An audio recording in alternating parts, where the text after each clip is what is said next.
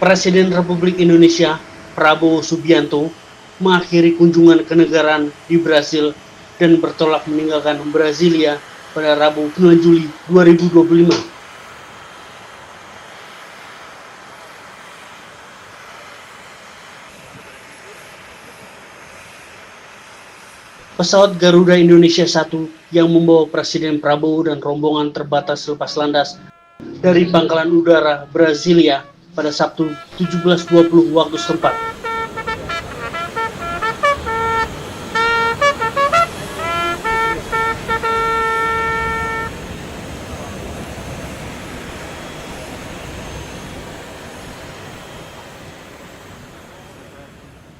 Tampak melepas keberangkatan Presiden Prabowo secara resmi, Sekretari for Asia Pasifik Susan Kleinbach, Duta Besar Brasil untuk Indonesia Jos Prata, Director of India South and Southeast Asia Everton Lucero, serta Komandan Pangkalan Udara Brasilia Kolonel Nicholas. Selain itu, turut melepas pula Duta Besar Luar Biasa dan Berkuasa Penuh Republik Indonesia untuk Republik Federasi Brasil Edi Yusuf yang didampingi oleh Atase Pertahanan Republik Indonesia untuk Brasil Kolonel Infanteri Rizal Aswan.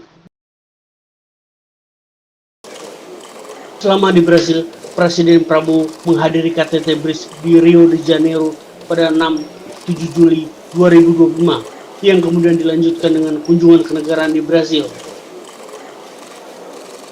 Kunjungan kenegaraan Presiden Prabowo ke Brasil diharapkan memperkuat hubungan bilateral dan memperluas kerjasama strategis di berbagai bidang, khususnya pertanian, pertahanan, teknologi, dan isu-isu global lainnya. Dizer para vocês que eu estou torcendo para que vocês tenham feito uma boa e ótima viagem ao Brasil, que tenham tido uma boa noite no Rio de Janeiro. É um prazer recebê-lo no Rio de Janeiro, neste espaço privilegiado que é o Museu de Arte Moderna. Bem-vindos à 17ª Cúpula dos BRICS. Este é o 4º encontro de líderes dos BRICS que recebe... Dalam jumpa pers bersama dengan Presiden Brasil Inácio Lula da Silva, Presiden Republik Indonesia Prabowo Subianto menegaskan komitmennya untuk mendorong percepatan kerjasama konkret antara Indonesia dan Brasil, utamanya di sektor pertanian, energi bersih, dan pertahanan. Tersebut disampaikan Presiden Prabowo dalam pernyataan pers bersama Presiden Brasil Luiz Inácio Lula da Silva pada Rabu 9 Juli 2025 di Istana Planalto, Brasil. Dalam bidang transisi energi, Presiden Prabowo menyampaikan bahwa pemerintah Brasil telah menyambut baik rencana Indonesia untuk mengirim lebih banyak tim teknisi guna mempelajari teknologi dan modernisasi di sektor pertanian serta pengembangan energi terbarukan.